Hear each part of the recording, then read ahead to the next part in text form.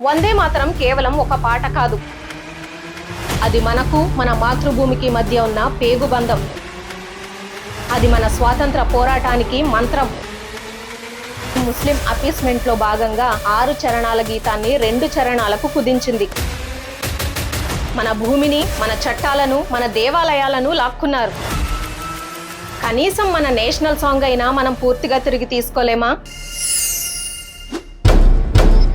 ఒక పాట స్వతంత్ర పోరాటంలో కోట్ల మందికి ఊపిరిపోసింది. ఉరికొయ్యను ముద్దాడే ముందు వీరుల పెదాలపై నినాదమైంది. కానీ 75 ఏళ్లుగా అదే పాటకు పూర్తి గౌరవం దక్కలేదు. దానిని కుదించి, అవమానించి పక్కన పెట్టారు. కానీ ఇప్పుడు ప్రధాని మోదీ ప్రభుత్వం తీసుకున్న ఒక చారిత్రాత్మక నిర్ణయంతో ఆ నేషనల్ సాంగ్ కి దాని అసలైన గౌరవాన్ని తిరిగి ఇస్తున్నాం. మనమందరం గర్వపడాల్సిన ఈ విషయం వెనుక ఉన్న కథేంటో తెలుసుకుందాం. ముందుగా హోం మంత్రిత్వ శాఖ జారీ చేసిన కొత్త మార్గదర్శకాలు అంటే గైడ్ లైన్స్ ఏంటో స్పష్టంగా అర్థం చేసుకుందాం. Full version is mandatory. ఇప్పటి వరకు వందే మాతరంలోని మొదటి 2 చరణాలను మాత్రమే పాడేవారు. కానీ కొత్త నిబంధనల ప్రకారం అధికారిక కార్యక్రమాలలో బంకిం చంద్ర చటర్జీ రాసిన పూర్తి 6 చరణాల గీతాన్ని తప్పనిసరిగా పాడాలి. దీని నిడివి సుమారు 3 నిమిషాల 10 సెకండ్లు. First the song, then the anthem. ఒకే కార్యక్రమంలో national anthem Jana Gana Mana, national song Vande Mataram రెండూ పాడాల్సి వస్తే ఇకపై మొదట వందే మాతరం పాడిన తర్వాతే జనగణమన పాడాలి. Standing is mandatory. జనగణమన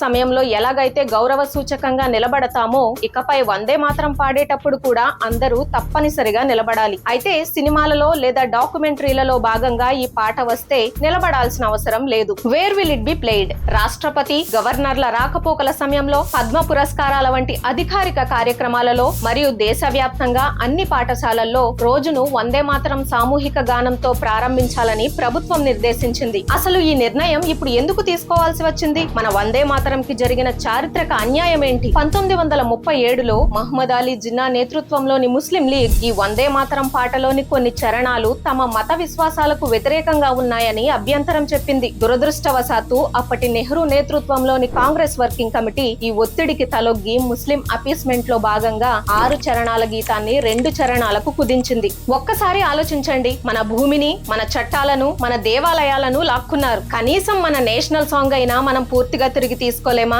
ఈ ప్రశ్నకు ఇన్నాళ్ల తర్వాత సమాధానం దొరికింది. వందే మాతరం కేవలం ఒక పాట కాదు, అది మనకు, మన మాతృభూమికి మధ్య ఉన్న పేగుబంధం. అది మన స్వాతంత్ర పోరాటానికి మంత్రం. ఈ పాటలోని ప్రతి చరణం మన భారత మాతను దుర్గాదేవిగా, లక్ష్మీదేవిగా, సరస్వతీదేవిగా పూజిస్తోంది. మన సంపదకు, మన జ్ఞానానికి, మన సార్వభౌమత్వానికి ప్రతీకగా నిలుస్తోంది. ఈ రోజు కూడా మన సైన్యంలోని రాజ్పుతానా రైఫిల్స్ యుద్ధ నినాదం రాజా రామచంద్ర కి జై, గద్వాల్ రైఫిల్స్ యుద్ధ నినాదం జై బద్రి విశాల్ కి. ఆ నినాదాలు ఎవరికి తప్పుగా అనిపించినప్పుడు దేశాన్ని తల్లిగా కొలిచే వందే మాతరం ఎందుకు తప్పుగా అనిపిస్తోంది? అయితే ప్రభుత్వ తాజా నిర్ణయంపై కూడా రాజకీయ విమర్శలు వస్తున్నాయి. తృణమూల్ కాంగ్రెస్ వంటి పార్టీలు రవీంద్రనాథ్ ఠాగూర్, నేతాజీ సుభాష్ చంద్రబోస్ ఇద్దరూ కలిసి మొదటి 2 చరణాలనే జాతీయ గేయంగా నిర్ణయించారు. ఇప్పుడు దానిని మార్చడం వారిని అవమానించడమే అని వాదిస్తున్నాయి. కానీ బీజేపీ వాదన ఏంటంటే నెహ్రూ చేసిన చారిత్రక తప్పిదాన్ని సరిదిద్దడమే ఇది అని. ఈ నిర్ణయం ఎవరినో బలవంతంగా పాడించమని కాదు, వాళ్ళు పాడకపోయినా పర్వాలేదు. కానీ పాడాలనుకునే కోట్ల మంది భారతీయులకు తమ వారసత్వాన్ని, తమ గడ్డను, తమ తల్లిని పూర్తి మనస్సుతో స్మరించుకునే హక్కును ఇకపై ఎవరూ నిరాకరించలేరు. 75 ఏళ్ల తరువాత